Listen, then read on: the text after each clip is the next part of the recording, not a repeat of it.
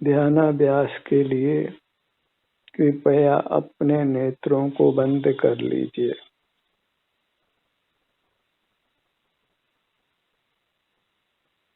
अपने अमूर्त शरीर का एहसास कीजिए।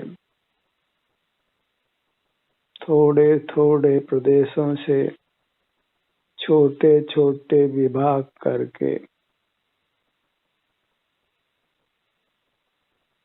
इस प्रकार आपकी संपूर्ण काया का अनुभव संवेदन करने में काफी समय लगता है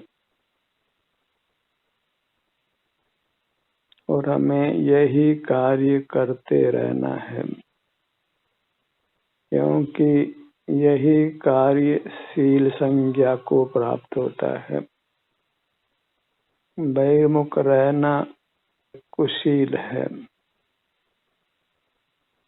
उसको काम भोग संज्ञा है और उससे संसार फलता है और संसार भयावह है, नाना दुखों से भरा हुआ है।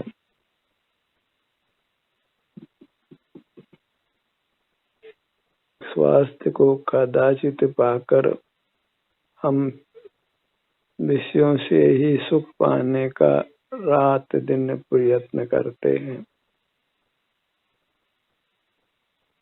और उसके फल में शरीर में व्याधियां उत्पन्न होती है, नाना प्रतिकूल प्रसंग प्राप्त होते हैं और आयु पूरी होने के पश्चात शूद्र योनियों में जन्म होता है, क्योंकि विषय सेवन का फल उत्तम नहीं होता। हमें अपने आप को विषयों से बचाना है। बाहर केवल विषय ही है, अपने अलावा सर्व पदार्थों को विषय संज्ञा है।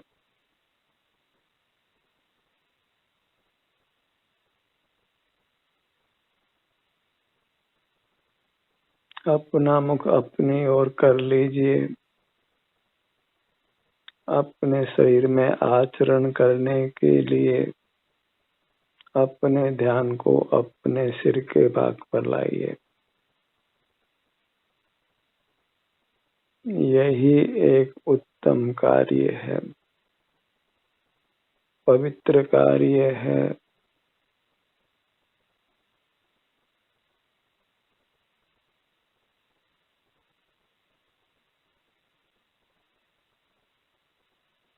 अपने शरीर की संवेदनाओं को ही भोगना योग्य है, वही निर्दोष है। उसी से आप विषयों से बचते हैं, वही शील रूप प्रवृत्ति है और उसका फल परमात्म पद की प्राप्ति है, सर्व दुखों से मुक्ति है। अपने ललाट भाग का एहसास कीजिए।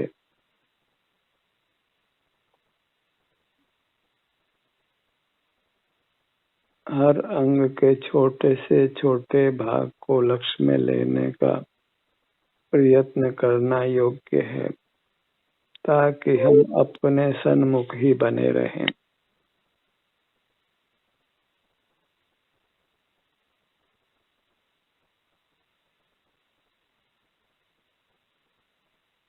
स्वावलंबी रहें, परावलंबी नहीं हो। स्वावलंबन के लिए हमें बाह्य सामग्री को नहीं जुटाना पड़ता है। बाह्य सामग्री को जुटाने में बहिर्मुख रहते हैं, अपने सुख से वंचित रहते हैं। अपने ध्यान को अपने भ्रू मध्य पर लाइए।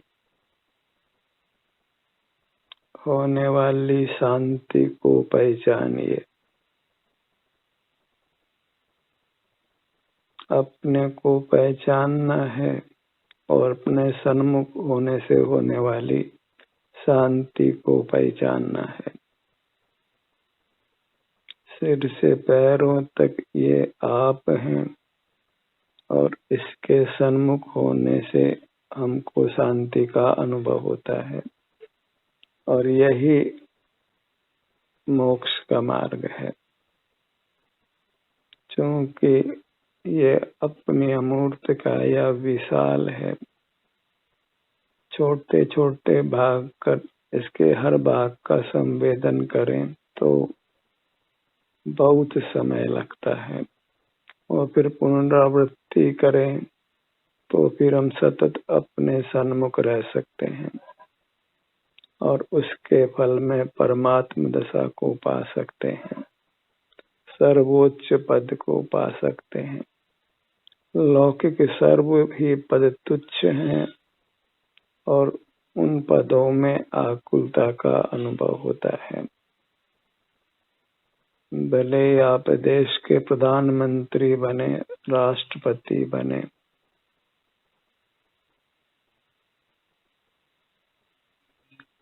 आपको बहिर्मुखता में निरंतर आकुलता के प्रसंग उपस्थित होते हैं।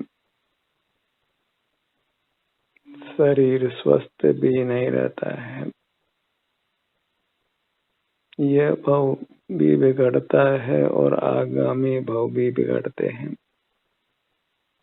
और हमें किसी प्रकार की कोई जोखिम नहीं लेना है। सदा स्वस्थ रहना है, निराकुल रहना है, सुखी रहना है, उसमें हमें अपने ही शरण है। अपने स्वरूप की जो सिर से पैरों तक विस्तार को प्राप्त है और सुख स्वभावी है, परमात्मा रूप है। परमात्मा को सर्वांग में उत्तम अविनाशी सुख का अनुभव होता है, इसी से वे लोक पूज्य होते हैं और उसी दशा को हमने पाना है ताकि हमको अपने सर्वांग में उत्तम और अविनाशी सुख का अनुभव हो, किंचित भी आकुलता नहीं हो। वही मोक्ष की स्थिति है। आत्म को हित है शिव, जो शिव आकुलता बिन कहिए। आकुलता शिव माहिन ताते, शिव मग लाग्यो चाहिए। शिव नाम मोक्ष का है। मोक्ष में आकुलता नहीं है, इसलिए मोक्ष मार्ग में लगना चाहिए और वह मोक्ष मार्ग नेत्र बंद कर अपने शरीर में आचरण करने रूप है, विचरण करने रूप है, वेदन करने रूप है, अपना ही एहसास करने रूप है। भले अभी हमें अल्प शांति का अनुभव हो, पर आगामी काल में उत्तरोत्तर सुख बढ़ते बढ़ते पूर्ण होना है, परमात्म दशा को पाना है। इसलिए अत्यंत प्रीति से इस मार्ग का अनुचरण करिए, इस मार्ग पर चलिए और हर्ष के साथ चलिए, क्योंकि इसके फल में सकल दुखों की निवृत्ति है और उत्तम सुख की प्राप्ति है। अपने ध्यान को अपने दोनों नेत्रों के भाग पर लाइए। नेत्र युगल।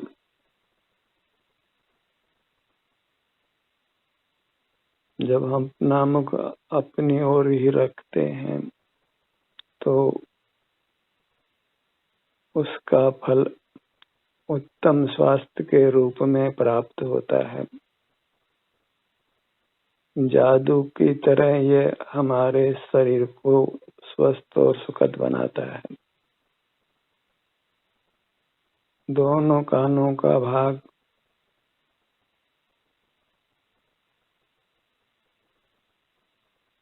इसीलिए ध्यान को औषधि या रसायन संज्ञा है। यही वास्तव में जीव का उत्तम आहार भी है, जो अत्यंत स्वाधीन है।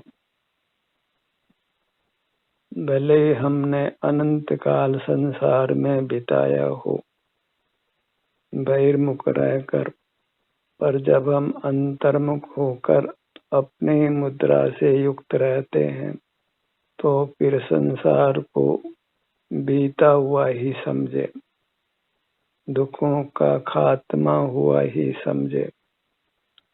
अब जीवन उत्तरोत्तर अधिक सुखद ही है, उत्तरोत्तर अधिक उत्तम गति की प्राप्ति है, निश्चित ही परमात्म दशा की प्राप्ति है। अपने ध्यान को अपनी नासिका पर लाइए।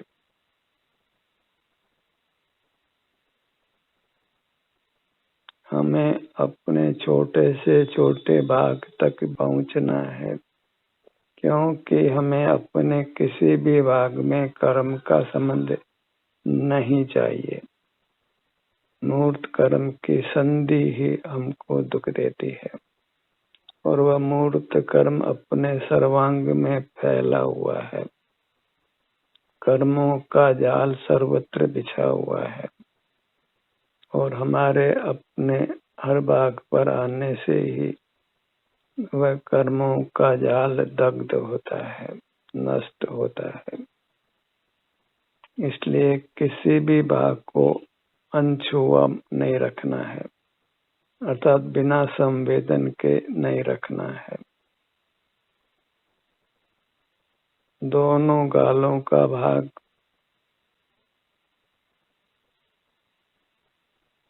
हर भाग में जो भी आराम वेदना की स्थिति आपको अनुभव में आती है, अन्य कुछ भी लक्ष्य में नहीं लेना है, अन्य कुछ भी विकल्प नहीं करना है। हमें सुख की चाह है तो अपने हर भाग में आपको सुख की ही तलाश करना है। आपका लक्ष्य सुख की प्राप्ति है तो अपने हर भाग से युक्त होकर आपको सुख का ही अनुभव होने वाला है, और उस सुख को ही आपने भोगना है। उस सुख को भोगते हुए रहना ही हमारा स्वभाव है। हर जीव अपने शुद्ध स्वभाव से आनंद भोजी है। बहिर्मुखता ही उस आनंद को रोकती है।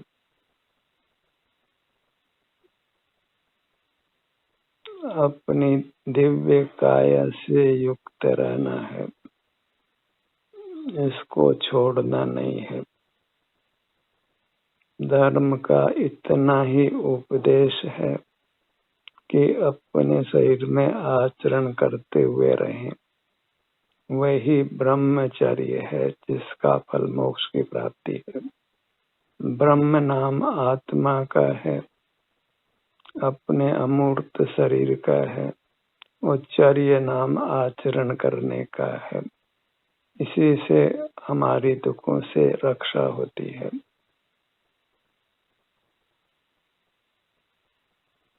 इसी ब्रह्म स्वरूप का आश्रय करने से हम ब्रह्मा होते हैं, विष्णु होते हैं, महेश होते हैं, शिव होते हैं, शंकर होते हैं, जिनेंद्र होते हैं।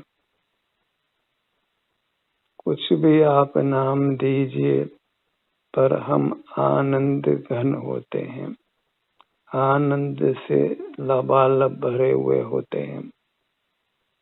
फिर उसमें किसी का प्रवेश नहीं हो सकता है।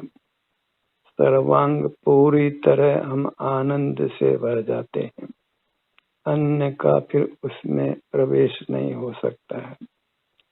जैसे किसी घन पदार्थ में, वज्र पदार्थ में किसी वस्तु का प्रवेश नहीं होता, ऐसे ही हम आनंद घन हो जाते हैं।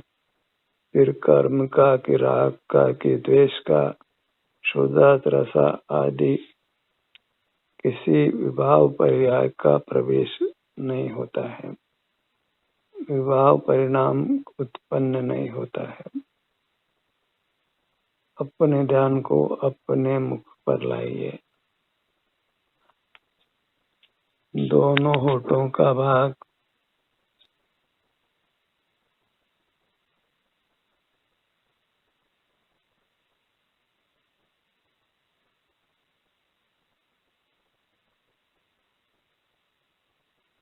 जो भी आराम की स्थिति है, सुख की स्थिति है, अपने हर भाग में उसको भोग कर सुखी रहिए।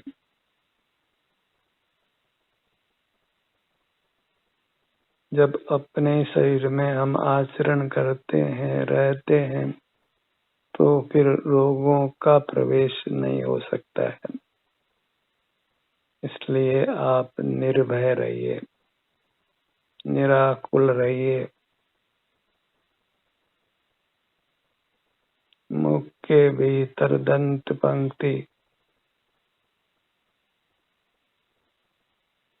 जिह्वा, तालु, कहने में स्थूल भाग ही आते हैं, पर आपको अपने छोटे छोटे विभाग कर छोटे छोटे स्थान से जुड़ना है और छोटे से छोटे भाग को वेदन में लेना है। कर्म की संधि को समाप्त करना है।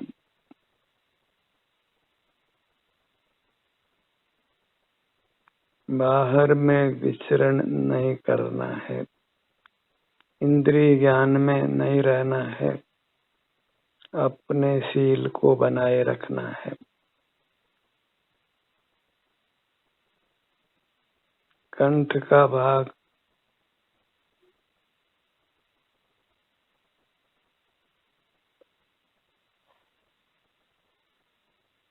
होने वाली प्रचुर शांति को लक्ष्य में रखना है, क्योंकि इस प्रचुर शांति के बल पर ही आप बाहर के जगत से विमुख रहेंगे, बाहर के जगत से अपनी रक्षा कर सकेंगे।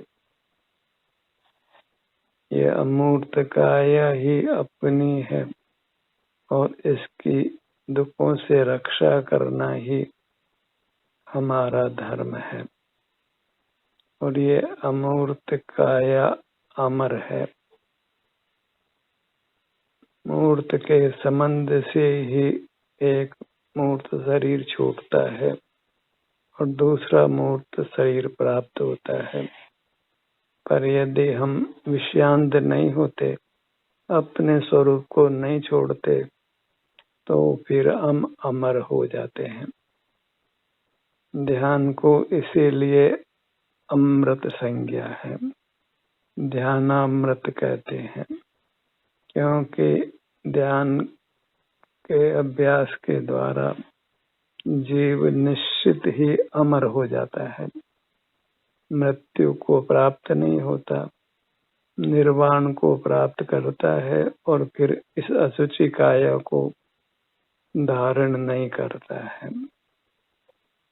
जहाँ इस अशुचि काया का संबंध है, फिर वहाँ नियम से दुख है।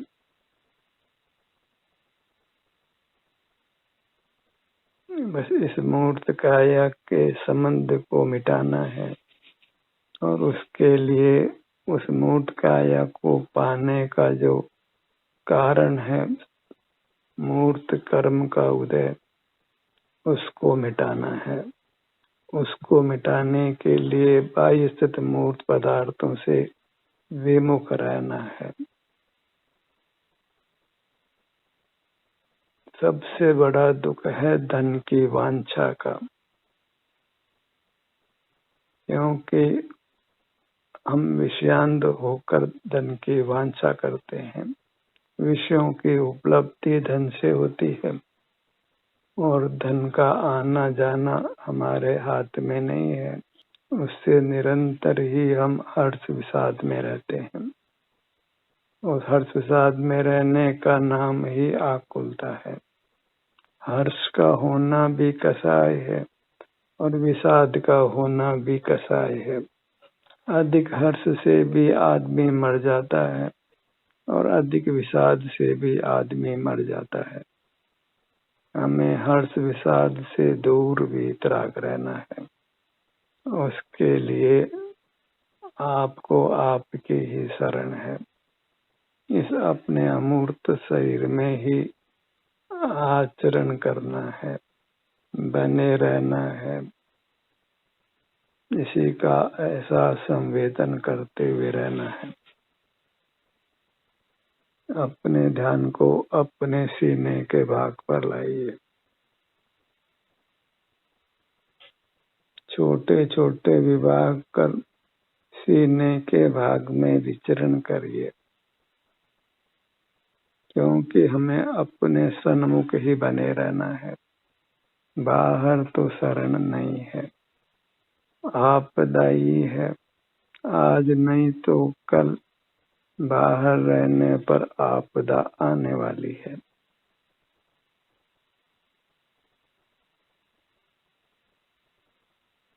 वर्तमान में जीना है ताकि हमारा भविष्य खराब नहीं हो। यही दूरदृष्टि है। दूर दूर तक देख लीजिए। यदि बहिर्मुख रहेंगे तो नाना आपदाएं आएगी और अंतर्मुख रहेंगे तो दूर दूर तक आप सुखी ही रहेंगे। हमें अपने अनंत सुखद भविष्य का निर्माण करना है। इसके लिए अपने शरीर के आश्रय से ही रहने का संस्कार बनाना है। स्वानुभव की कला में ही पारंगत हो जाना है। यही वास्तविक कला है। शेष तो सब कलाभास हैं। आप रूप को जान पनो सो सम्यक ज्ञान कला है। आप रूप में लीन भये तिर सम्यक चारित्र सोई। जो सिर से पांव तक अपना रूप है, इसी में लीन रहना वह सम्यक चरित्र है। इसमें लीन रहने के लिए इसके छोटे से छोटे भाग को अनुभव में लेने का प्रयत्न करिए। कहीं भी कर्म की संधि नहीं रहे। पूरी तरह अपनी अमूर्त काया को मूर्त कार्बन काय को पृथक कर स्वच्छ रखना है।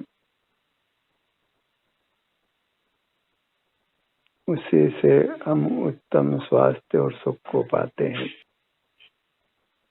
बायां सीना, दायां सीना और सीने के मध्य में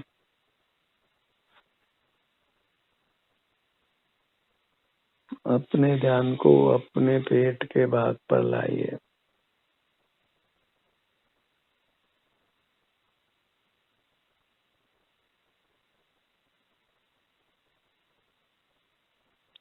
गोलाकार परिक्रमा लगाइए। नाभि की परिक्रमा लगाइए। छोटे गोलाकार, फिर उससे बड़े गोलाकार। हर भाग की संवेदना से युक्त रहिए। किसी भाग में कर्म की संधि को कायम नहीं रखना है। हर भाग से कर्मों के बंधन को हटाइए। कहीं भी कर्म की कणिका भी शेष नहीं रहे।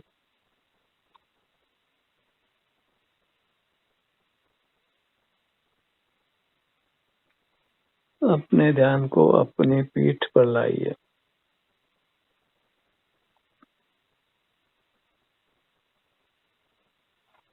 सब बाहर के धार्मिक आयोजनों से भी आप मुक्त होते हैं। अपने में ही आप धर्म को पा लेते हैं, धर्म के फल को पा लेते हैं। किंचित भी परावलंबन नहीं करना पड़ता है, बहिर्मुख नहीं होना पड़ता है, क्योंकि जहाँ परावलंबन है, बहिर्मुखता है, वहाँ धर्म नहीं है, वहाँ अधर्म है और उसका फल दुख है। धर्म के नाम पर तो कम से कम परावलंबन छोड़िए। परावलंबन भी किया और उसको धर्म भी माना तो निश्चित ही इससे बड़ा मिथ्या श्रद्धान नहीं हो सकता है।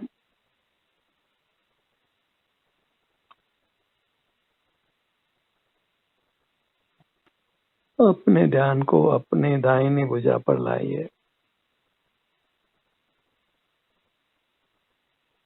हम वास्तव में अंतरंग में परमात्मा रूप हैं, तो ध्यान में हम परमात्मा से ही जुड़ते हैं, परमात्मा में ही एकाकार होते हैं, हर पल परमात्मा में मिलता है। इसीलिए कुछ लोग कहते हैं कि मुक्ति में जीव परमात्मा में मिल जाता है, तो वह अपनी मूर्त में ही मिलना है, किसी भिन्न परमात्मा में नहीं मिलना है। वह संभव भी नहीं है, क्योंकि हर पदार्थ का अनादि निधन पृथक अस्तित्व रहता है। अपना परिणाम अपने काया में मिल जाए तो हमें शांति ही शांति का अनुभव है। परिणाम के बहिर्मुख रहने से हम नाना दुखों को भोगते हैं।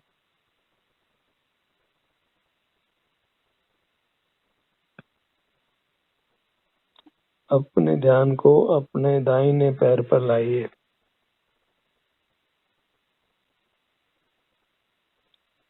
बायां पैर आप महसूस करेंगे कि आप कितने भागों को छोड़ देते हैं, इतने भाग तक आप नहीं पहुंच पाते हैं। पर हम जब निरंतर अभ्यास करते हैं तो अपने हर भाग तक पहुंचने का प्रयत्न करते हैं, किसी छोटे से छोटे भाग की उपेक्षा नहीं करते हैं। इस प्रकार हम अपनी संपूर्ण अमूर्त काया को मूर्त कर्म से अत्यंत मुक्त करते हैं और परमात्म दशा को पाते हैं। मन ही मन अपनी परमात्मा मुद्रा को नमन करिए। अत्यंत भक्ति के साथ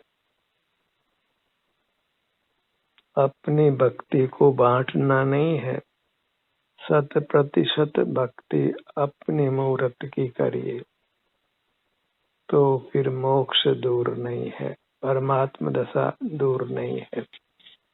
ध्यान का ये सत्र यहीं समाप्त होता है। आपकी सहभागिता के लिए धन्यवाद।